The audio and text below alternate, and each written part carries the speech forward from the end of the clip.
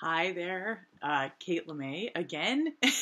Back. I'm gonna scooch so that light isn't in the way for you there. Back with a cup of tea and the final installment of the story thus far. I definitely think my most exciting part of the story, which is about the LA trip I took as part of the Free Time Project. So, in case this is the first video you're seeing, there are two videos prior to this that are just outlining the story of my journey thus far as an artist, and I call myself an artist of conscious evolution who I believe in living on purpose, creating conscious communities, and in turn, if we do that, leaving this world a better place. And my tagline prior to that was making art every day, because I am a person who deeply believes in creating as an important part of our lives.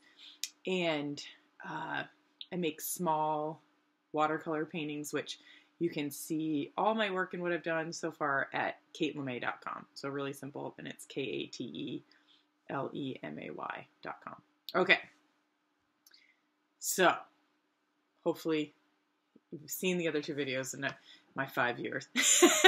And here we are at the LA story. And so in the section where I talked about the beginning of the Free Time Project, this is kind of like the epic project that really has changed my life as an artist and has given me so much more direction and focus, and I understand a lot more about,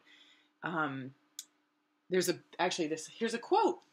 I'm going to give you a quote. This is actually my art teacher from high school, Miss Makepeace, gave this to me. I've copied it since, and that's obviously backwards in the video, but it says, the people who work with their hands are laborers.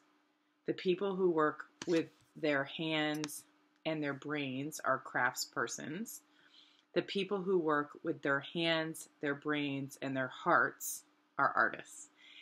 And I would say that in the beginning, I was a laborer, and then I was a craftsperson, and now I'm an artist because I'm using my brain as part, not only using it, but expanding it through my art. And so here's my magical story about going to LA.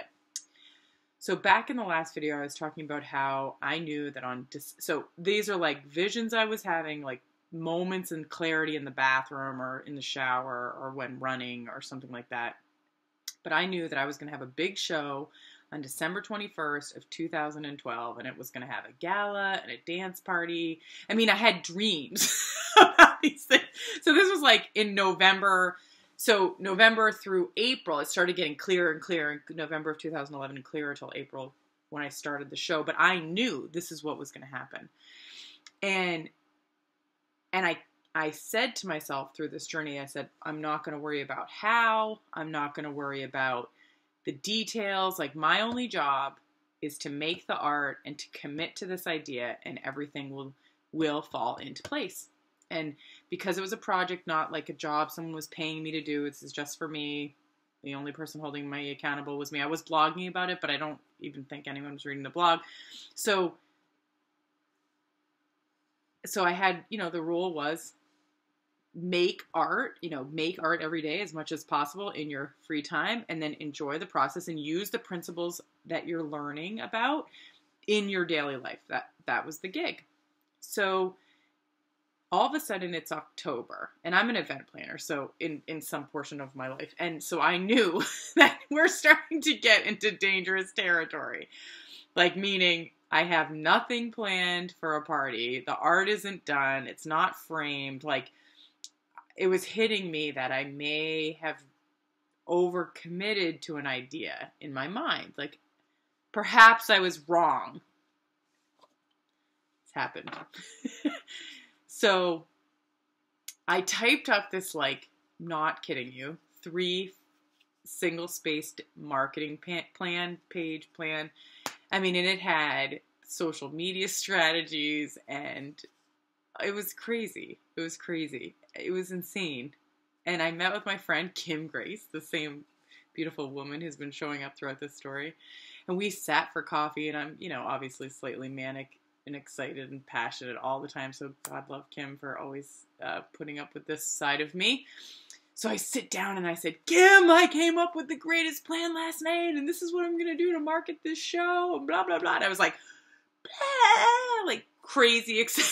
She's like, Kate, oh, Kate, what if you didn't have to do all this? What if you just decided you weren't going to do it?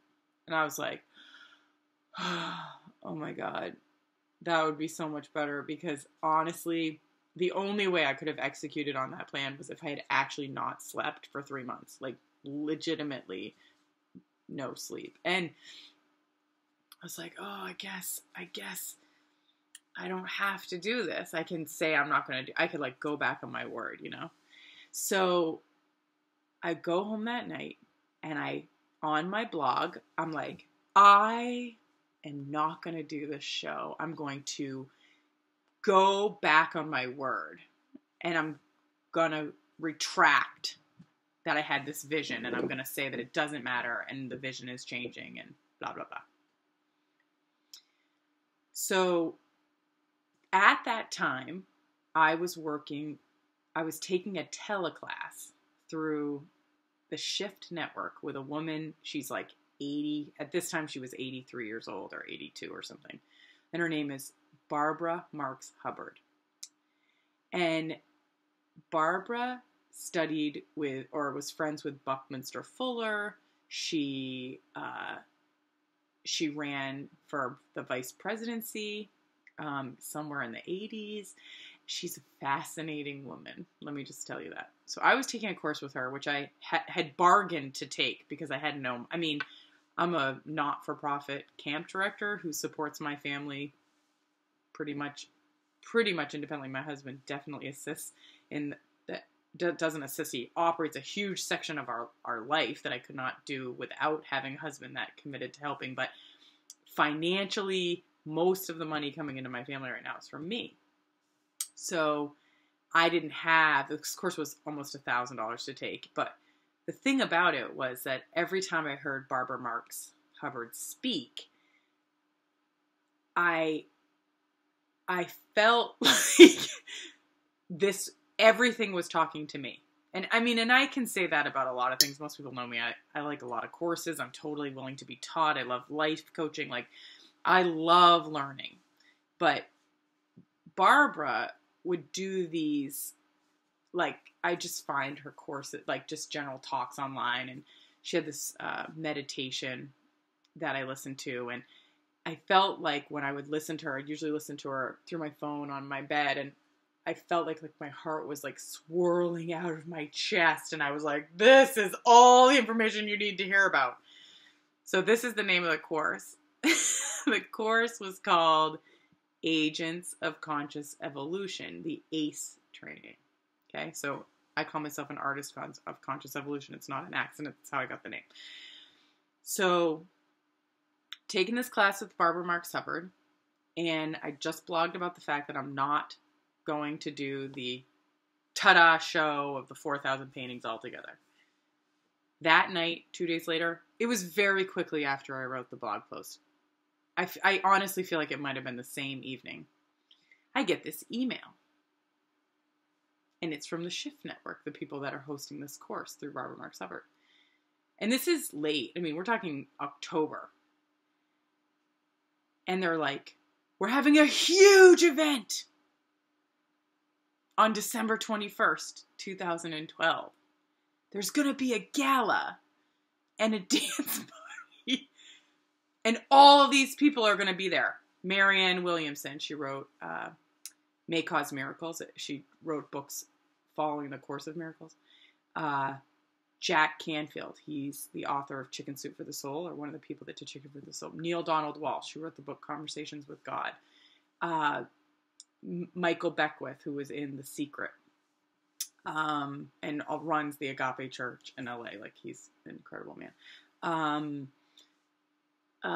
Let's see, there was a few other. Oh, Lisa Nichols.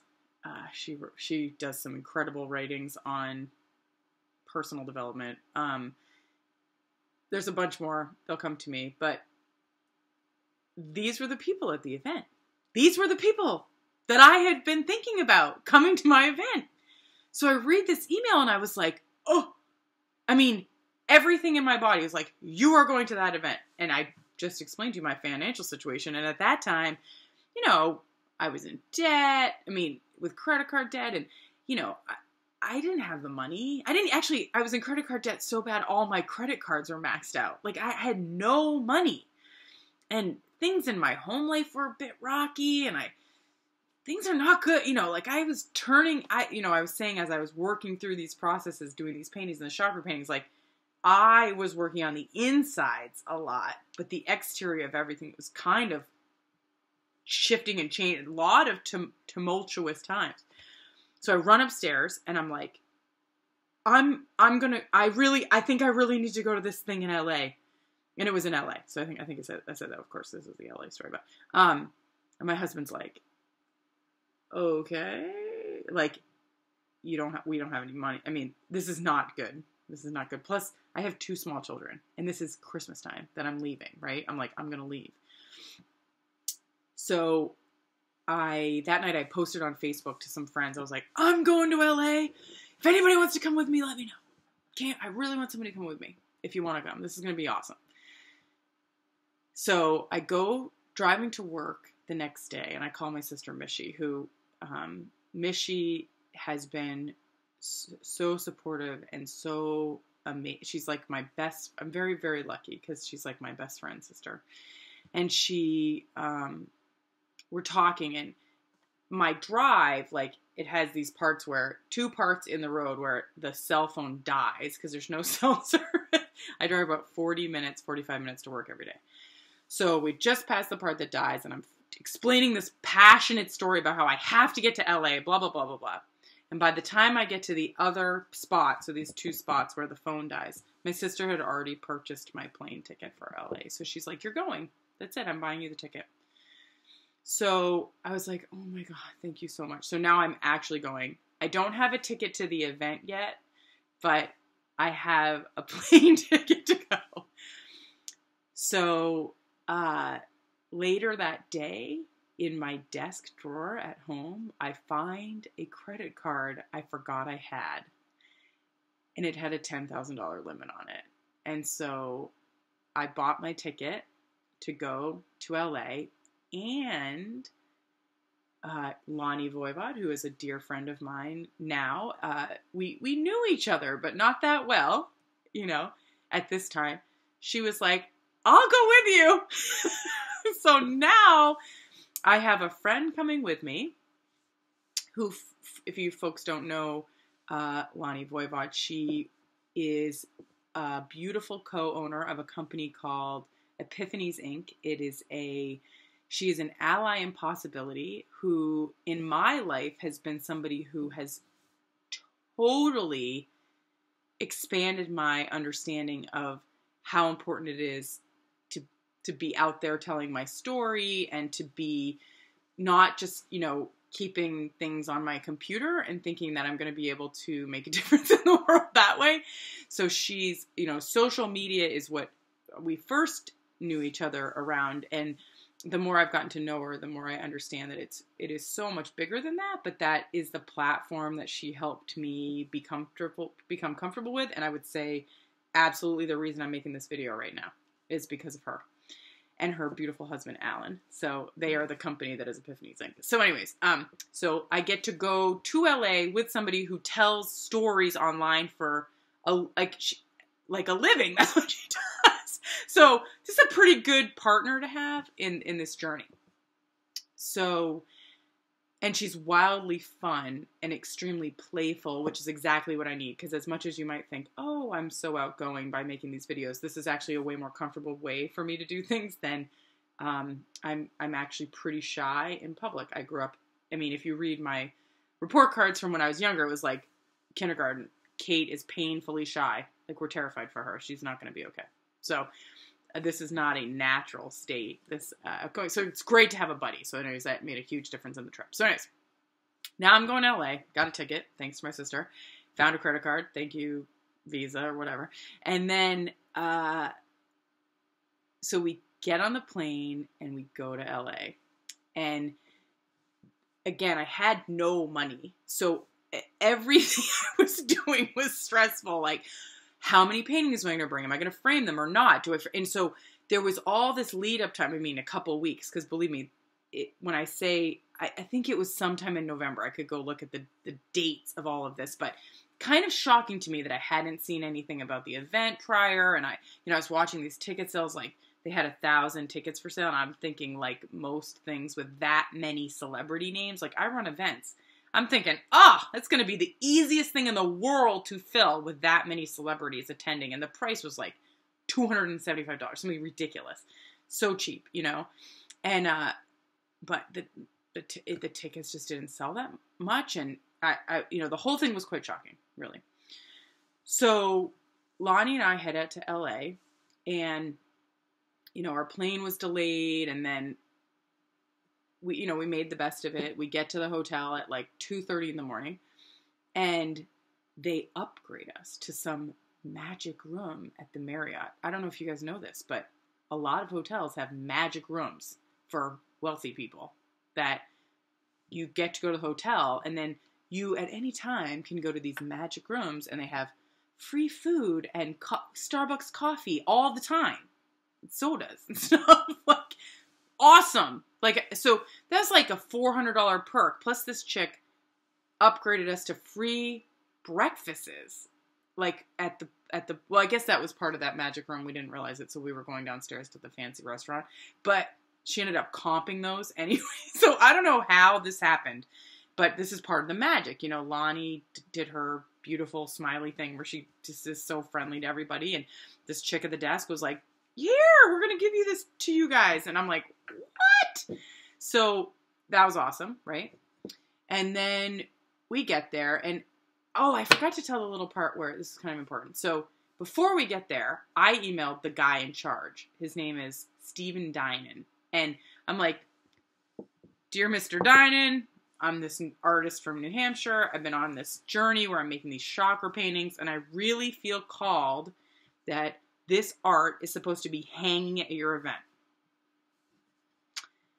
And I didn't include any of my art. And I had like 47 typos in this email that was sent at 2 a.m. I must look like a crazy lunatic. But most of the things that I have actually happening in my life, that is how it happens. I write these passionate emails that are full of mistakes because I'm not that awesome at writing.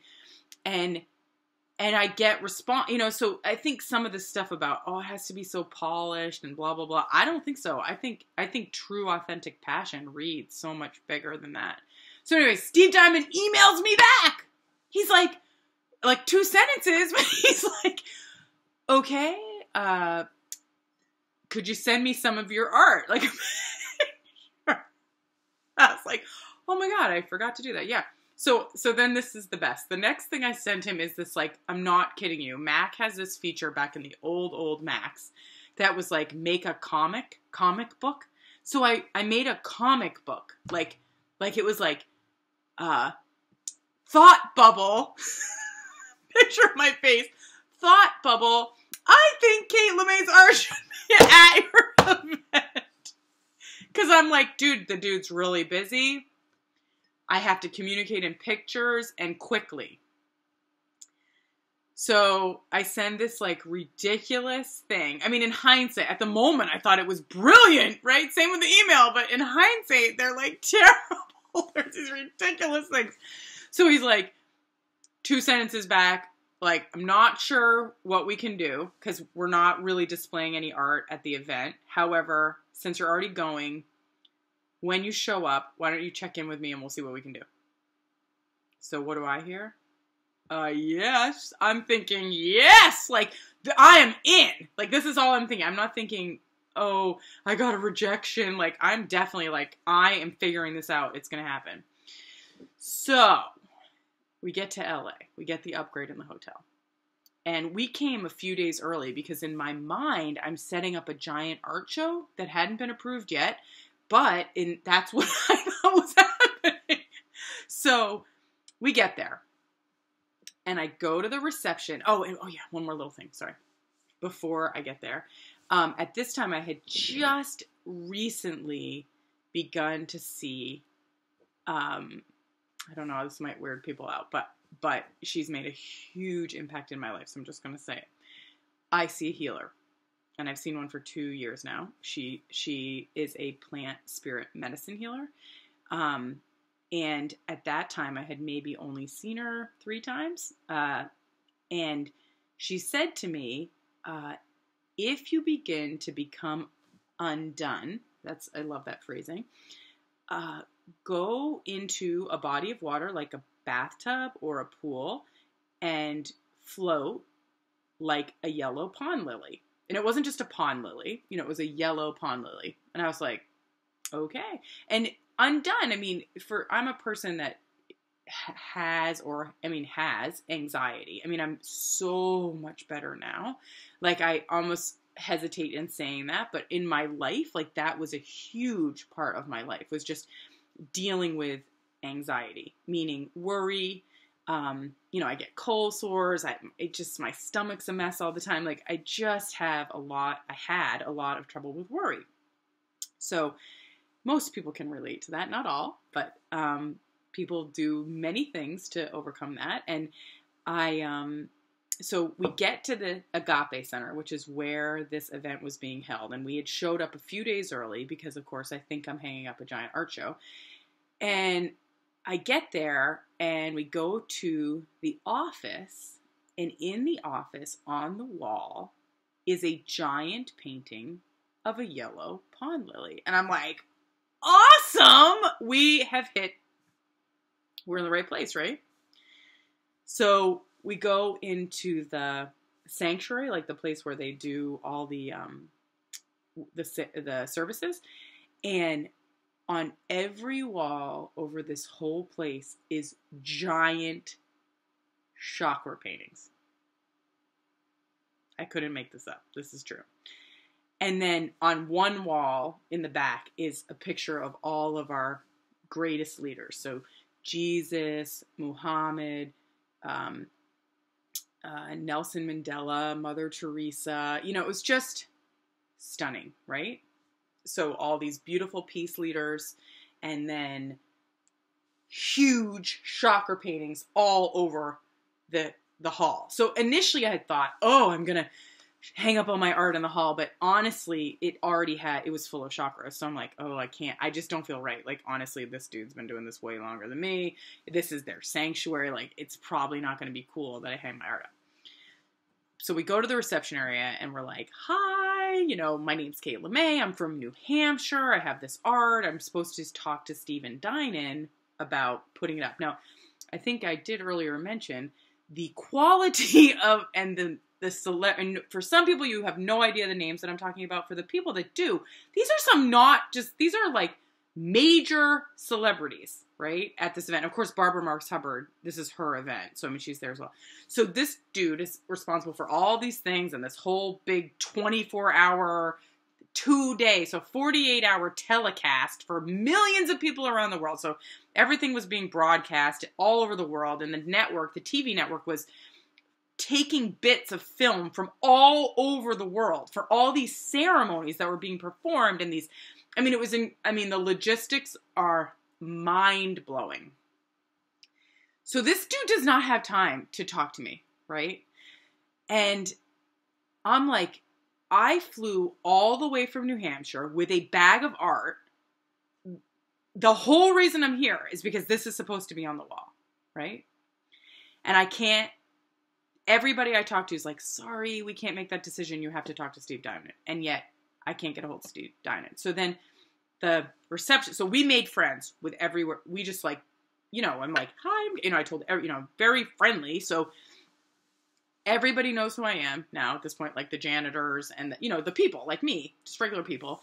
And in our process, I did get Lonnie and I got a picture with Ricky Beckwith, who's Michael's wife. And she's so amazing. Like, oh my gosh, it was like the Y. The Agape Center felt like the Y. It was like a living, breathing community center. It wasn't like a sterile church. There was people everywhere. There were sessions in all the rooms. Everything was full all the time. There was kids running around. It was dirty. I don't mean to be like dirty, gross, dirty, just like used. You could tell this is an authentic place of community wellness. It feels like a Y prior to when the Ys were all polished all the time. You know, I guess camp feels like that. It feels like camp. You know, it felt like camp. So I'm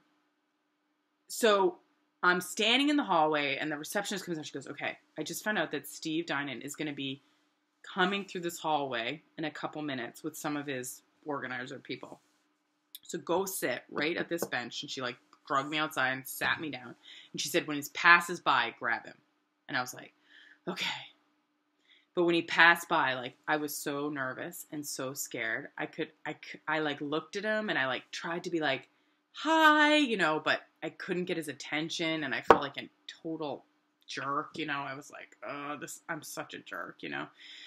So I was like, okay, breathe, Kate, you know. So this is like, I'm practicing every technique I know, like trying to be heart-centered and, you know that I will get what I think about and blah, blah, blah. I mean, it was like, I'm like, okay, but I feel like the fear train and the you're an idiot train. And what are you thinking? You're spending all this money you don't have and you're delusional. You make this huge 4,000 painting project. Who cares? It's so stupid. You're so stupid. Blah, blah, blah, blah. Like, oh my God, I was being like attacked by my mind. And I was like, but Kate, you have no choice. You have got to connect to this dude. This is why you're here. So he went into the building at that time. And so I kind of like waited a second and I followed back into the building and I stood in the hallway with my bag of art, you know, and it's in like this black rolly suitcase. And, I waited for like an hour and a half or 2 hours. I mean, it was a long time.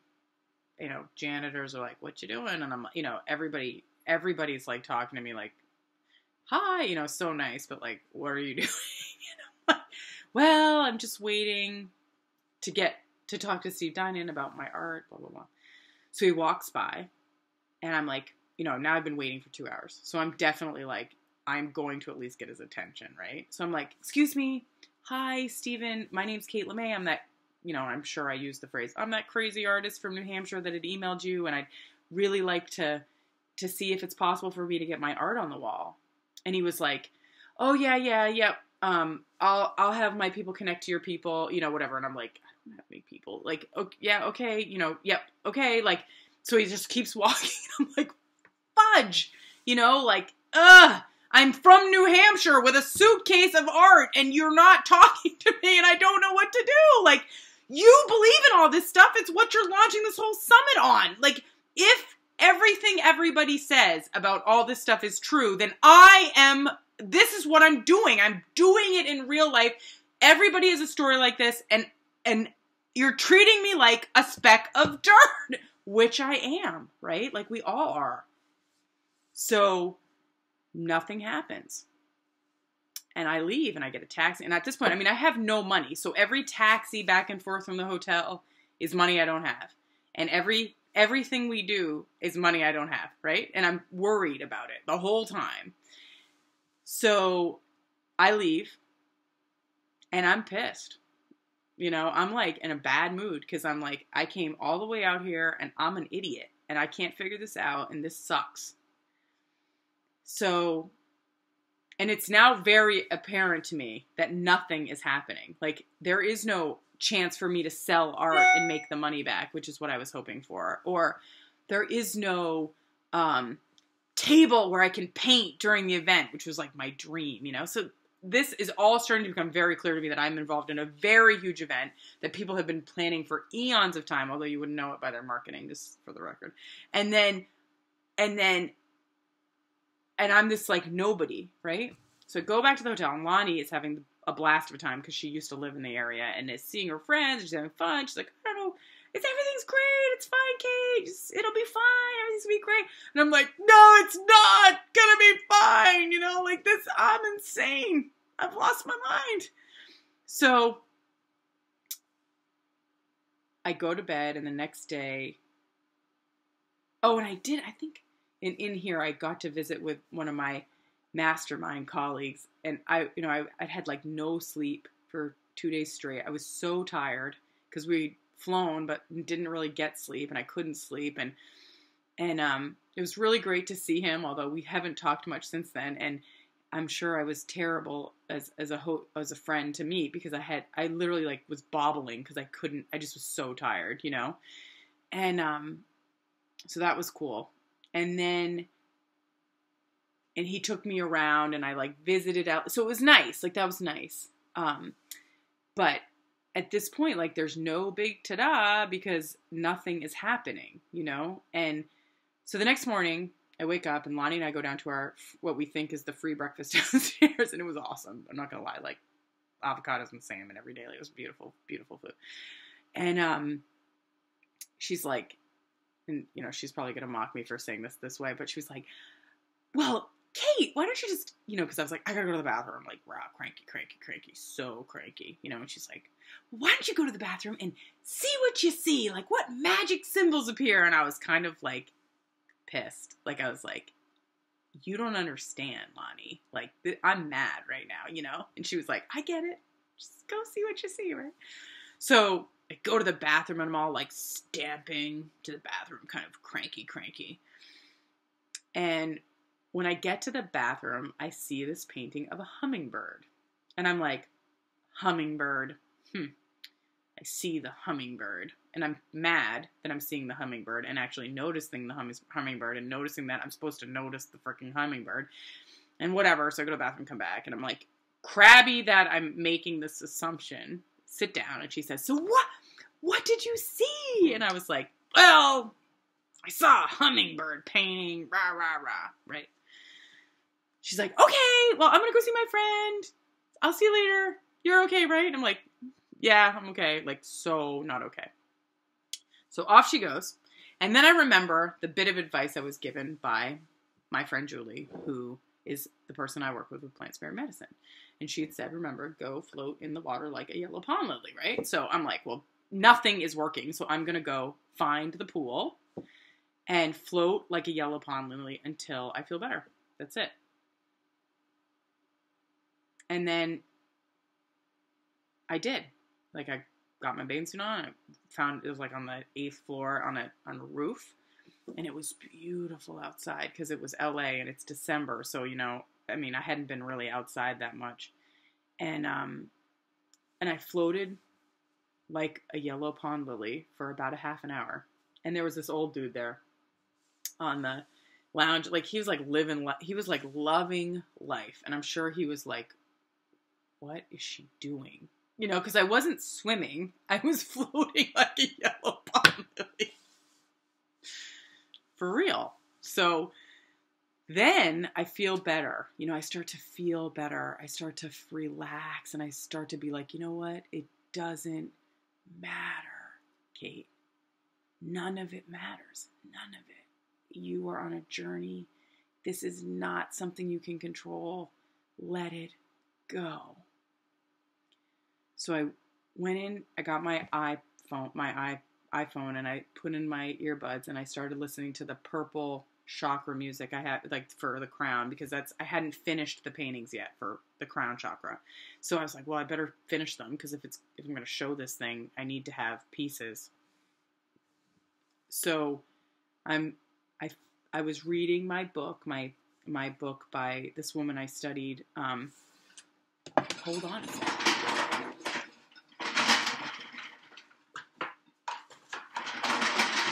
So I was reading this book, Wheels of Life by Anna Dea Judith, and I was thinking about purple, and I was listening to my purple music, and I fell asleep on a lounge chair in the beautiful sun, and I really was at peace. I was like, you know what?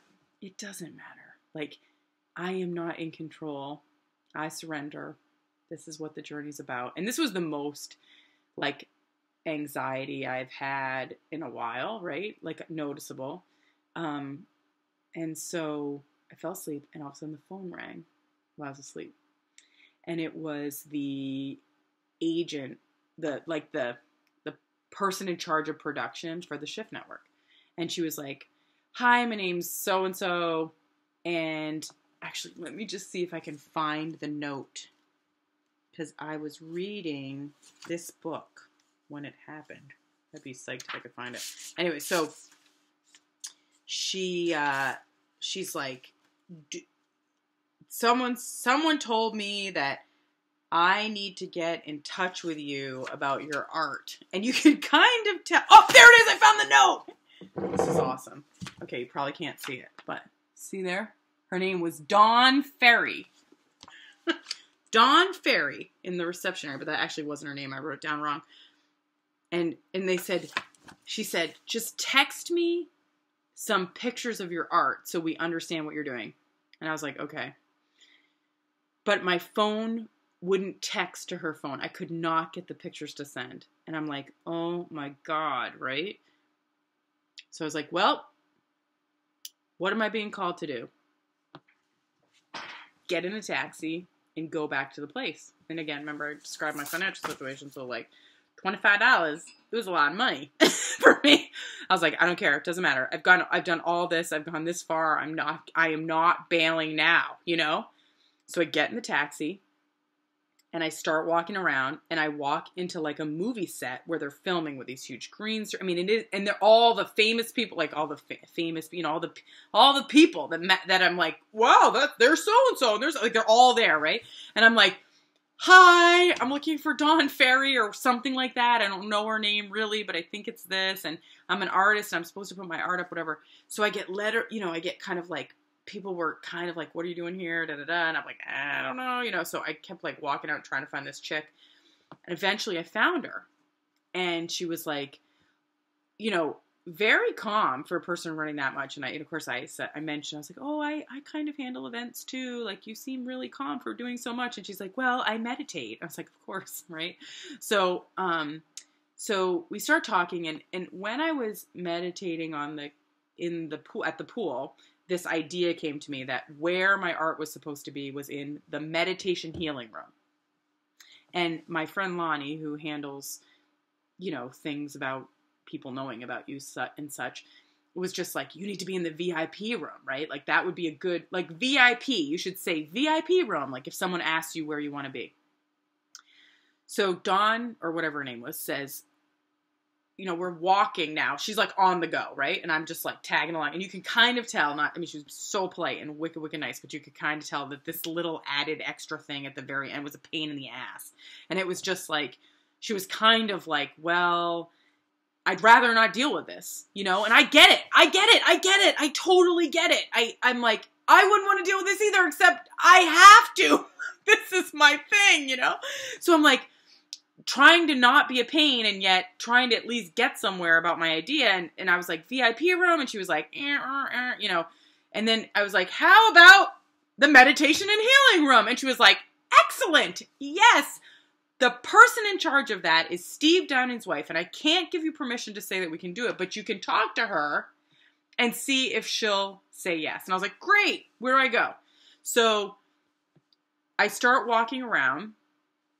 And someone finds me and they put me in a hallway. And they're like, just wait here. I was like, okay.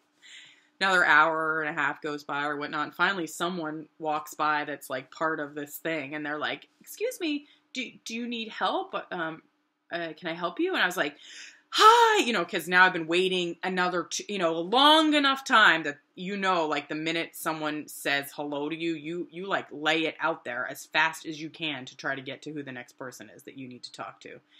So I'm like, my name's Kate Lemay, and I just start taking art out of the bag, and I'm like, I'm an artist from here, blah, blah, blah. And she's like, okay, put your art away. I was like, almost like getting naked in front of her, you know. She was like, oh my God, you know. Okay, hold on. And I'm like, well, they told me I need to speak with Steve Dinan's wife because I think this art is supposed to go in the healing and meditation room. And she was like, okay, hold on a minute. Let me go see if I can get 5 minutes for you. I was like, all right. So I pack my art up and I wait. And sometime later, this chick shows back up. She's like, all right, come with me. I was like, okay. So I grab my little rolly bag and into the room. And then she puts me in this room and she says, go ahead, you have 5 minutes. And I was like, great. So I grab the art out of the bag and I put it on the thing and I say, hi, my name's Kate. And I tell the whole story. So I'm an artist from New Hampshire and I'm doing this huge project. And I feel like deeply called that I'm supposed to put this art in this place and I'm supposed to talk to Steve Dinan's wife. And she's like, calmly, you know, not manic. She's just like, hi, I'm Dava, Steve Dinan's wife. And I was like, oh, you know, because I'm totally embarrassed because I just act like a moron. And she's just like, yeah, this is great. This is great. Totally. You can put your stuff up. Yay! So I'm like, woohoo! Psyched, right? And she's like, yep. So we don't get access, because I told you this place is buzzing busy with community, right? So she's like, we don't get access to the building till 6 o'clock at night. And I think it was 4. I was like, no problem. So what do? I go downstairs and I volunteer. So I find the people putting the book, like the gift bags together, and like the people like me, right? Like the workers. And I'm like, hey, do you need some help? And they're like, yeah. And I find out from all these people that are helping that they all paid nothing to come to the event because they're volunteering, right? So essentially, whatever I paid for my ticket, I could have got it for free, which I didn't know. There's always a loophole, you know, whatever. But I don't care. I'm a paying attendee who's rocking this story about the art, and it doesn't matter at this point. So I got to help put the world on the stage, which that world was the big globe that in Men in Black rolled down the town. Like, I got to handle the Men in Black globe, which was fun. And I met all the inside people, like all the people making it happen. And I met Steve Dinan's parents.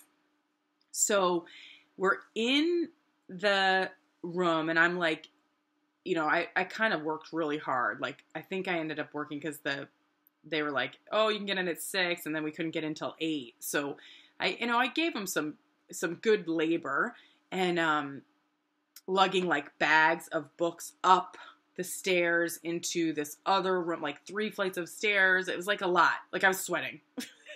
And so I went to sit just to like get my breath, and I met these 2 people. They definitely didn't look like the rest of the people there. You know, they very well dressed, leather coats and like nice jewelry, and very put together, not like a hippie or anything. And I was just like, that's his parents. Like, I knew it.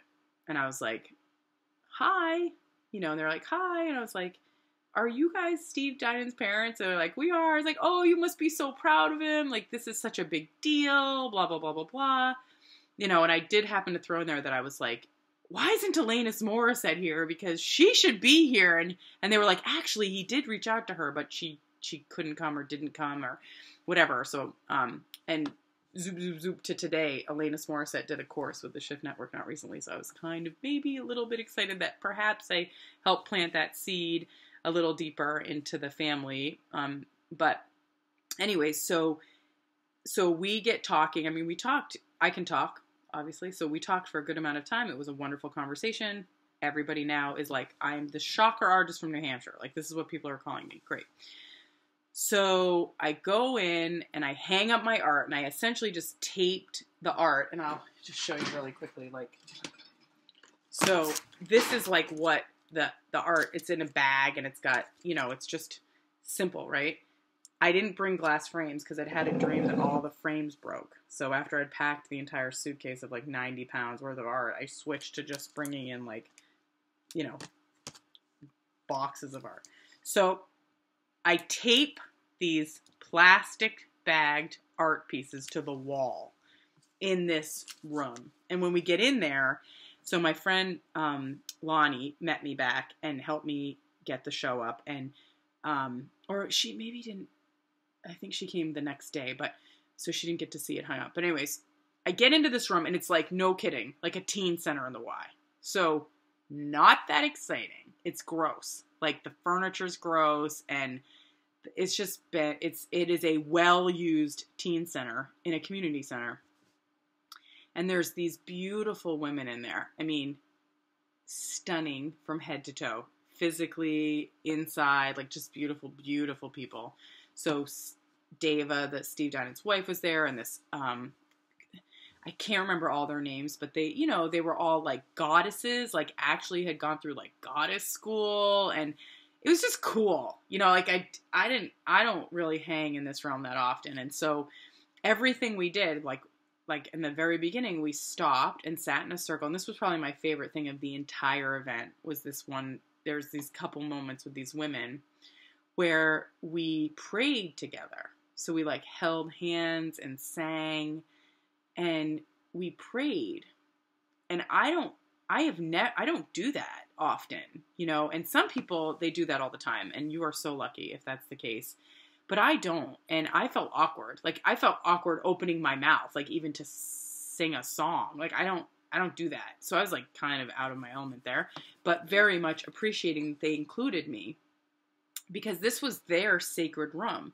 This was the womb of the birthing of 2012. That's the room I was in. So there was this huge event going on outside, you know, in the chapel area where there was, you know, 1,000 seats and all the chakra art and all the big speakers and the jumbotrons and the whole rah, rah, rah, right? Like, that was all happening out there. But in this small room in the back with the wife of the guy in charge and all these beautiful goddesses, there was this sanctuary. So they, from their homes, they had brought in, you know, rocks and feathers and statues and art and fabric, and they made this incredible room. So they transformed this icky teen center into, no questions about it, a sanctuary. And that's where my art was. So I taped the art up, and when I left that night, I mean, it was still like the neon lights were on, nothing had been finished. It was gross. And I was pretty sad, to be really honest. I was like, wow, all of this for this. Like, I was like, I'm a complete delusional moron. This is it. Like, so, you know, the emotions were like this. Like within hours of each other, right? Minutes. Because it was like, couldn't get my art on the wall to getting my art on the wall. You know, opening the door and seeing as a discussing teen center to be like praying with the head chicks in charge, you know? So not in charge, but the chicks holding the women, the sacred women holding the space for this huge energetic shift, this shift. I mean, this is the Shift Network. It's the birth of 2012. Like, this is no joke, you know, like, head leaders of our time are in this building for this event on this day. So, my art gets on the wall, and in the morning, Lonnie and I come back, and I'm like kind of sad, and I'm like, Lonnie, it's lame. You're going to think it's lame. I'm so sorry. You know, I'm so sorry that I dragged you out here for all this, blah, blah, blah. So we open the door because I got to get in early because I was the artist on the wall, right? So now I'm kind of in a little bit of a VIP category because I knew all the people running the gates because I was helping volunteering the day before. So I kind of got to be like, I got to go in early, right? So we go in before anything started, and Lonnie opens the door to the teen center, and she sees, the first thing you see when you open the door is my art. And, she starts to cry.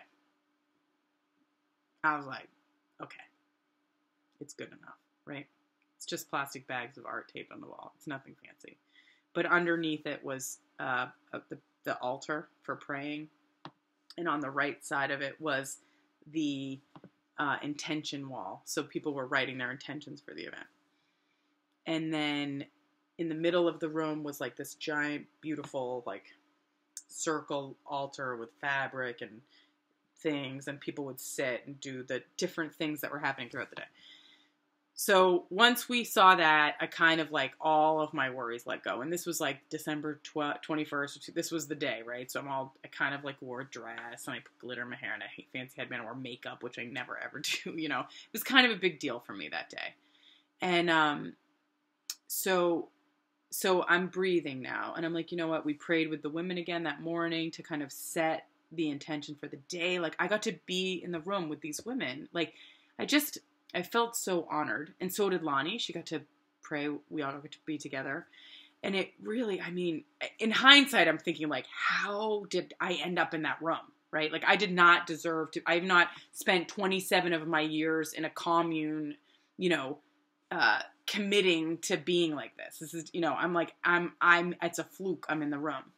So we go in and we enjoy there was a big, that day had a lot of presentations and things. So, we watched our presentations and we did breathing exercises and we meditated and we chanted and we listened to some awesome speakers. And then, I got this strong impulse to, go into the hallway to call my kids because of course it's like right near Christmas and I'm feeling extremely guilty for not being home and I miss them. Like I'm sad, and so I call them up and they're having a blast with their dad and they could care that they just were like, bah, bah, bah, everything's great, Mom. They're little and they're just like, whatever, Mom. So I'm crying, in the hallway and I get off the phone and and I get this intuition that says, go look at the door of the room where your art is. There was this piece of butcher paper, just like craft paper taped to the door. So I walk over to the door and I'm looking at it and it says 4:30 birthing ceremony with Anna Dea Judith. And Anna Dea Judith is the woman that I studied for a year to make those paintings. She was not on any itinerary. She was not listed on anything. I mean, I had no idea that she would be there. So out of the whole world, the day of December 21st of 2012 that I visioned, the woman that I studied to make all that art was doing the birthing ceremony of 2012 in the room where my art was hanging. I started bawling. I was like, this is everything I have ever asked for. I mean, initially, to be really honest with you, the project was about paying off my mortgage so that I could pursue my dream of being an artist full time because I am the sole provider for, financially pretty much for my family. And I cannot in good conscience ask anyone to support me to pursue my dreams. So I was like, I'll create some mega show that has 4,000 pieces. And if you do the math really quickly, at $100 a piece, I easily pay off my mortgage. And I was thinking at $50 a piece, that would do it, even with taxes. So that was the vision. And in the very beginning, other than, I had no idea it would be about chakras. It was never about this. It was about making 4,000 paintings, painting through the summer because I love to paint, and maybe paying off my mortgage. I fell into the topic of chakras. I worked through the whole system to somehow end up in LA where the woman I studied is doing a birthing ceremony? Stop it. Stop it. So everything you read about by these teachers that are telling you that anything is possible, all you have to do is be in energetic alignment with it. If you look that up on Wikipedia, it's like a mental delusion. Maybe. But for me, that was like hitting megabucks. I was like, oh my God, this is crazy. So I ran out. I told my friend Lonnie, you're never going to believe who's here. Anna Dea Judith, and she's doing a healing in the room with my art at 4:30. So I drag her over to show her the, just trying to see if my iPad's right, to show her the, like the door, right? And as I'm standing there crying, and of course she takes my picture and we post it on Facebook, and Steve Dinan's parents walk out of the room. And they're like, oh, look at that! It's the chakra painter from New Hampshire. Guess what? Anna Dea Judith, she's a great chakra teacher. She's inside. It's like, no kidding. Let us introduce you. So instead of looking like a crazy fan, which is at this point what I am hand introduced. They the parents are so excited they found me, and they bring me in and they sit me down, and I sit at her feet. And thank you so much to Lonnie Voivod for capturing the photos of this experience. And I will post this somewhere with it so you can see it. But so she puts me at the feet of Anadea Judith. And then after the little thing that was going on in the room, I stand up and they introduce me. The parents introduce me. They say, her name is Kate Lemay. She painted the chakras. You'd love to meet her, whatever. And she signs my book right away. And she writes to me, to Kate, may this new era begin with miracles and continue chakra by chakra from base to crown. Love and light, Anadea Judith, right? So, which I'm sure she writes almost for everybody. So, but it's beautiful. I was like, look at that. Like, it's really nice to have a very personalized note from your, like I didn't just read this book. Like, I ate it. I got notes and paintings and drawings, and, it's like, I know this book, and you can read it like 50 times and not know everything in it. And she has tons of other books, and they're all equally as amazing, all very different. And so, I got to show her every single painting, and she knew what I was talking about. I was like, this means this, and this means this. She's like, yes, I see it. And so at the end of the, after I showed her, she said, oh, you painted from red to purple, which means you liberated. Now you need to work back down to manifest. So that, work from crown to root to manifest, to bring into fruition. So I was like, awesome. You just gave me like 7 years worth of work, right? But so that's where I'm at. It took me a year. I did nothing for a year after that LA experience. So 2013, like, not much happened. And then in 2014, I started working my way back down. And the way I'm doing it is I'm assembling sets. So instead of doing all purple, all blue, indigo, all blue, right, I decided to put them in rainbow order and work down that way. So I just finished set 4. There are 7 sets. So 1, 2, 3, and my heart is 4. Just finished set 4, but just about to start set 5 now. And so there's 3 more full, sets of 7 colors that I have to make before I've manifested. And she told me about a class she was teaching at Kripalu, and that year I couldn't go because I'd just been to LA. But last year in 2013, or was it 2014? It was 2014. So that's actually when I saw her again and I started repainting the paintings. I took a class with her for a week on manifesting, creating on purpose. And it was awesome. And the whole class was about working from crown to root and manifesting. So literally, like, I could have taught the class because that's what I did to get to LA. I mean, it was like the process I went through, totally not using a book or knowing anything. It was just what I did. Which is how, every time I read this stuff and anywhere I read anything and anybody it's all real because I lived it. It's not that I read a book. I mean, I read tons of books, but I lived it. And when I practice the practices, even if they're unconscious or in my subconscious, it works. It works. So I'm like, all right, so right now, I'm repainting, the 4,000 paintings again so that I can sell them. I'm using the sales to help fund the work now. I'm like, I'm not making any net profit because every single dollar I make, I'm throwing right back into the business of making art.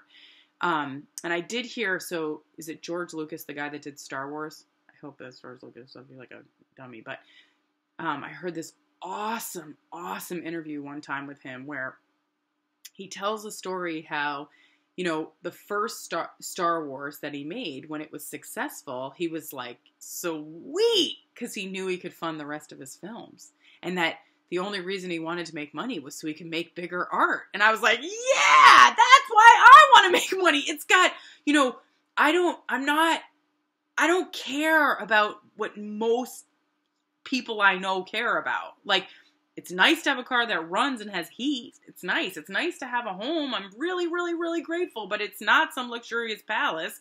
You know, all I need is space to feel safe and comfortable with my beautiful family. Like, I need them to have their needs met, but I need to make art.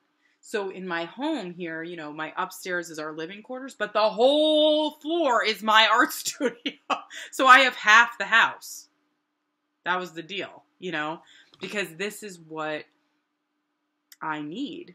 And so the vision is that that's what this will do. You know, if, I truly believe that the end of this project will be that I will show this 4,000 piece show together in one show, just one time even. I don't care. I just want to see it one time, all together.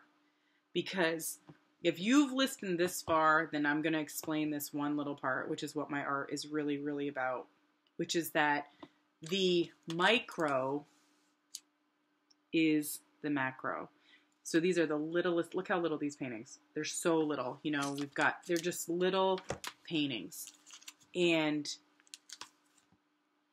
the idea is that as a single image, yes, they are beautiful. And the truth is that if you can appreciate this little tiny piece of art, and you can, it's like the dude that studied a single grain of sand, right? The whole world is in that single grain of sand.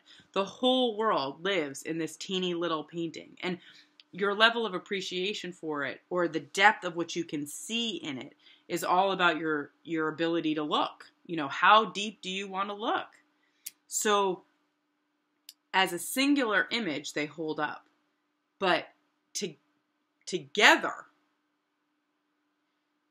I don't even know what to tell you, because I can't see it yet. I mean, I can see it in my mind, but I haven't seen it yet, and what that impact is. But the idea is that in us are cells, you know, and under that are atoms and molecules and electrons and neutrons, and then whatever subparticles of that, you know.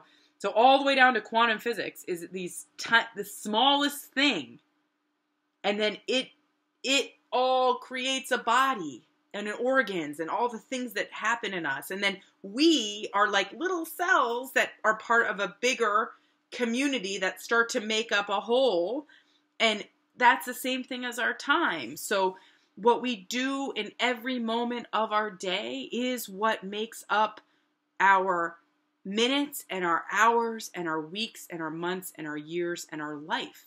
So a life is just the sum of all the tiny parts, right? So if you do this part, the teeniest part, with intentions and purpose, and if you play with this stuff, if you play with the imaginary, your mind, with other people's minds, with that energy, we are all just energy. That's it.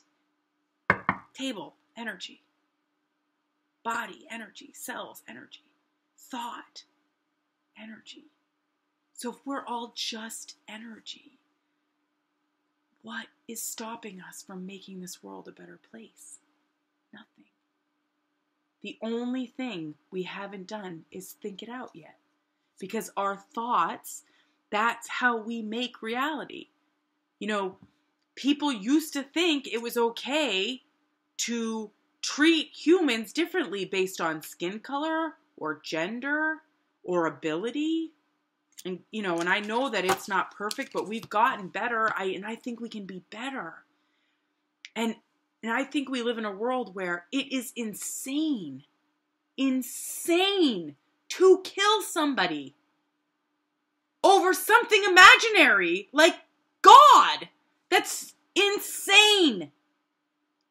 So how I see spirit and how you see spirit, if you are somebody killing another human being because you think the way you see God is right, That's insane. That's insanity. We can do better. If you think we are not part of the solution, if you think that we live disconnected from all of it, that's delusional. Why would someone of one species treat any, like, we don't need money to be a healthy society. You know, I don't know if anybody's looked up the work of Jacques Fresco yet, but he's this crazy dude in Florida. I think he's still alive. But he's amazing, and he's thought of so many things that could help our world be a better place where we could live in harmony and care for our earth. Like, we do not have to be stripping away our earth. That this technology we are envisioning can make the world a better place, not create silos that continue to harm the planet and continue to harm each other. So we have to be conscious of it. We just have to be conscious. And it is hard to be conscious of everything all the time. I get it. So you start slowly. You start one thing at a time. You know, be conscious about what you want to be conscious about. Start small. Start small. And little by little, by little, by little, it changes. Things start to change in your own life. And the only thing that matters is your ability to change. And you have total control. If you have control of your mind, you have total control of this. And if you don't, say you're an infant or someone who has not control of their mind, whether through mental disability or injury or sickness or age, it is our responsibility to take care of people. We should take care of each other. That's it. Because whose responsibility is it? I wouldn't necessarily say, I mean, I'm kind of like, government, whatever. Like, thanks for everything you do for me, but I don't think that's their responsibility. Like, I'm capable. Take that capability and do something with it to help others. And if everybody did that, that's what pretty much most people I know, that's what they do. They help their neighbors. They help each other. They help everywhere they can. They give what they can because they have the ability to do it. Great. Do it. So I know that part's really deep and it's very soapboxy, but that's what the artist of conscious evolution is about. That's what all artists of conscious evolution are about. You know, I'd say most artists, because this is stuff coming through you. It is not, I did not make this up. I did not choose for it to come into me. It came out of me. I allowed it out. I got on a journey. I'm on a ride. And it's amazing. So if you are thinking that you have something to share or that there is something trying to come through you, whatever, all I heard in the beginning was paint. Just paint for years. And I wouldn't listen. And then finally I started to listen. And it took 11 years.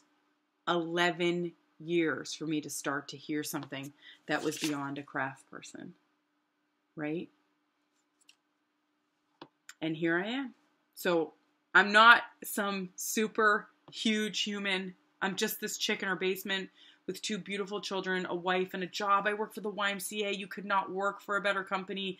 That company is changing worlds. It is transforming our planet into a better place. But even that's hard because it has to start with the individuals. You have to empower the individuals. And we are like, control the individuals. But that's going away.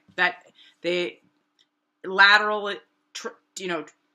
is going to be transparent soon, and there will be no hierarchy. You might make more money than me, but the truth is that influence is not purchased any longer. You don't own it based on money. I mean, it's still there right now. It's still there, but it is changing rapidly.